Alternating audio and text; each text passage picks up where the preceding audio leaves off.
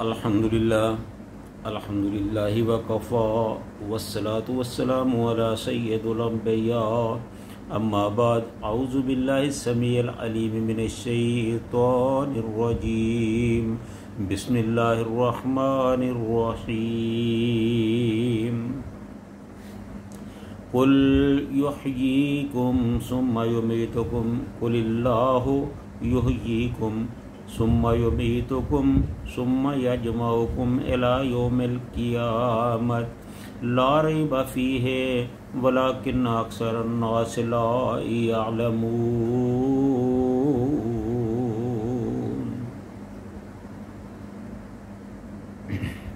ہر قسم کی حمد و ثنا اللہ رب العالمین کے لیے جو سارے جہانوں کا خالق و مالک اور پروردگار ہے۔ لاکھوں کروڑوں درود و سلام آمنہ دلال پیکر حسن و جمال صاحب شرف و کمال پیغمبر بے مثال شافی محشر ساقی کوثر شفیع المذنبین رحمت للعالمین حضرت محمد رسول اللہ صلی اللہ علیہ وآلہ وسلم کی ذات اقدس پر۔ تو ناظرین، قبل اس کے کہ ہم اپنی گفتگو کا آغاز کریں، میں آپ سے یہ کہنا چاہوں گا کہ آپ ہماری اس گفتگو کو خود بھی سنیں، اپنے دوست و احباب کو بھی سنائیں، اپنے عزیز و اقارب تک اس کو شیئر کریں تاکہ اللہ کے قرآن کی، اسلام کی اور اللہ کی پیاری پیاری جو باتیں ہیں یہ زیادہ سے زیادہ لوگوں تک پہنچ سکیں۔ ہو سکتا ہے کہ آپ کا اور ہمارا یہ چھوٹا سا عمل ہمارے لیے آخرت میں نجات کا سبب بن جائے۔ تو جناب، یہ جو میں نے آپ کے سامنے آیت تلاوت کی ہے یہ سورہ جاسیہ کی 26 نمبر آیت ہے۔ اس میں اللہ تعالیٰ نے کفار کے بعض اشکال کو دور کیا ہے، ان کے اعتراضات کو ختم کیا ہے، ان کے اعتراضات کا جواب دیا ہے۔ فرمایا قُلِ اللّٰهُ یحییکم، کہ اے میرے نبی صلی اللہ علیہ وآلہ وسلم آپ فرما دیجئے کہ اللہ تعالیٰ ہی تمہیں زندہ کرتا ہے، ثم یمیتکم، اور پھر اللہ تعالیٰ ہی تم کو فوت کرتا ہے، ثم یجمعکم، پھر اس کے بعد اللہ تعالیٰ تم سب کو ایک ساتھ جمع کرے گا، الی یوم القیامت، قیامت کے دن تک، لا ریب فیہ، اور اس میں کسی قسم کا کوئی شک نہیں ہے، ولکن اکثر الناس لا یعلمون، بہت سے لوگ ایسے ہیں جو ان باتوں کو نہیں جانتے، ان باتوں کا علم نہیں رکھتے۔ مختصراً اللہ تعالیٰ نے فرمایا کہ میرے نبی صلی اللہ علیہ وسلم آپ لوگوں سے کہہ دیجئے کہ اللہ تعالیٰ ہی تمہیں زندگی بخشتا ہے، وہی تمہیں موت دیتا ہے، اور پھر وہی قیامت کے دن تمہیں جمع کرے گا، جس میں کوئی شک نہیں ہونا چاہیے، اور اکثر لوگ یہ باتیں نہیں جانتے۔ تو اس کا مفہوم کچھ اس طرح ہے، فرمایا قُلِ اللّٰهُ یحییکم ثم یمیتکم،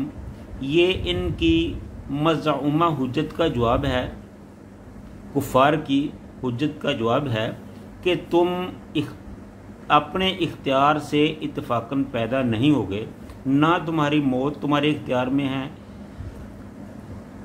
تم پیدا بھی اللہ ہی کے حکم سے ہوئے اور فوت بھی اسی کے حکم سے ہوگے، بلکہ وہ اللہ تعالیٰ ہے جو تمہیں زندگی بخشتا ہے، جو تمہیں موت دیتا ہے، پھر جب چاہے گا تمہیں دوبارہ زندہ کر دے گا، اور اس میں تمہارا کوئی عمل دخل نہیں ہے۔